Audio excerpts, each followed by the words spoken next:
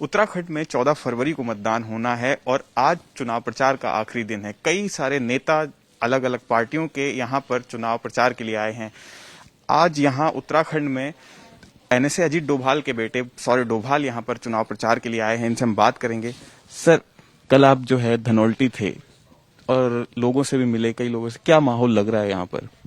नहीं, मुझे नमस्कार आपके श्रोताओं को भी और आपको भी। और कल मैं यहाँ गया था प्रचार में और मुझे लगा कि बिल्कुल भाजपा की सरकार पूर्ण बहुमत से आ रही है। लोगों में बहुत भाजपा के लिए प्रेम है, मोदी जी के लिए प्रेम है, भाजपा के जो अपने प्रत्याशी हैं उनके लिए एक बहुत स्नेह है, उनकी आंखों में दिखा। लोगों से जो मुझे बात लगी कि भाजपा की सरकार दोबारा देखना चाहती है जनता। एक मुद्दा आता है कि यहाँ 3 मुख्यमंत्री जो बने, कहीं ये मुद्दा वो तो नहीं हो जाएगा कि ज्यादा जिस तरीके से विपक्ष उठा रहा है कि आपके लिए ये मुश्किल खड़ी कर सकता हो?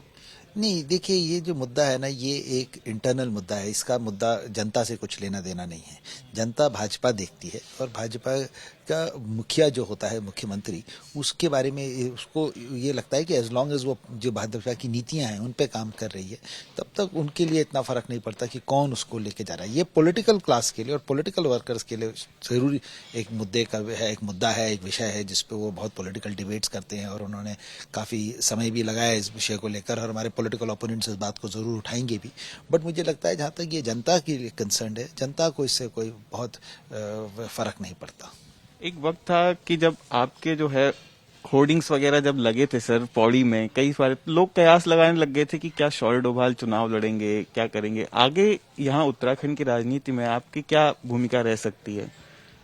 देखिए, जैसे आपने मेरा परिचय दिया और उस परिचय में एक आपने जो गलती ये करी कि आपने मेरा परिचय मेरे सौरभ डोभाल के नाम से नहीं दिया पूर्ण रूप से। मैं अपने आप को अपनी दृष्टि में एक आम बीजेपी कार्यकर्ता के रूप में देखता हूँ और कार्यकर्ता के रूप में मुझे जो भी काम दिया जाता है समय समय पर, वो मैं काम करना चाहता हूँ। मैं कोई ऊपर से पैराशूट होके यहाँ नहीं आना चाहता हूँ। मेरे लिए अगर अपनी राजनीतिक जमीन अगर मैंने बनानी है, अगर पार्टी ऐसा चाहती है, अगर समय ऐसा कहती है, तो वो जमीन मुझे नीचे से ऊपर बनानी पड़ेगी, बनस्बत ऊपर से नीचे। और मैं कोई जल्दी में नहीं हूँ, मैं कोई स्पेसिफिक पर्सनल एजेंडा के साथ नहीं आया हूँ। वो तो जैसे जैसे मुझे समय समय पर कार्य दिया जाता है मैं कार्य करता हूँ। 2018 में कोई कार्य दिया, 2021 में कोई कार्य दिया, 2022 में जो काम दिया है। और मैं इसको बहुत ज़्यादा बार बार कहता हूँ कि मैं इसको कोई बहुत ज़्यादा प्लानिंग के लिए साथ नहीं आया हूँ अपने बारे में। सबसे बड़ी बात यह है कि उत्तराखंड के लिए क्या करना चाहिए, उत्तराखंड की जनता के लिए क्या करना चाहिए, यहाँ विकास को लेकर क्या आगे बढ़ना चाहिए और उस विकास में कि मेरे अनुभव के साथ मैं अपना क्या योगदान दे सकता हूँ। मेरा मानना ये है कि आने वाले समय में उत्तराखंड की जनता और उत्तराखंड के जो आने वाली भविष्य पीढ़ी है उसके लिए विकास अनिवार्य है। हमको डेवलपमेंट पे रिलेंटलेसली और बहुत तेज़ी से ग्रो करना है और उसके लिए हमारी जो नीतियां हैं, उसके लिए हमारे जो प्रोग्राम्स हैं, उसके लिए हमारे जो समाज का इन्वॉल्वमेंट है, उसके लिए हमको नए आइडियाज़, नए विजन और नई एक एनर्जी, ऊर्जा के साथ काम करना है। उस कड़ी में मैं अपना योगदान दूंगा। उसमें जो जब समय समय पर पार्टी मुझे कोई एज अ कार्यकर्ता रोल देगी, मैं अपनी क्षमता के हिसाब से उसका पूर्ण निर्वाह करना चाहूँगा। आपका वोट भी यहीं है?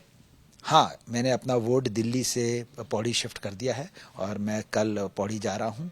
परसों मैं वहाँ पे अपना मतदान करूँगा और मैं आग्रह करूँगा आपके थ्रू, इंटरव्यू के थ्रू, अपने सारे उत्तराखंड के भाई बहनों से कि आप भी जाइए और 14 तारीख को जो अपना मत है उसको पूर्ण रूप से उसको इम्प्लीमेंट करिए और जाके उसको अपना वोट ज़रूर दीजिए। ये थे सौरभ डोभाल, जिनका कहना है कि अपना वोट जो है पौड़ी में जाकर देंगे और सभी लोगों से भी अपील कर रहे हैं कि वो भी जाकर 14 फरवरी को अपना मतदान करें। कैमरा पर्सन सुखबीर के साथ ध्रुव मिश्रा, एबीपी न्यूज, देहरादून।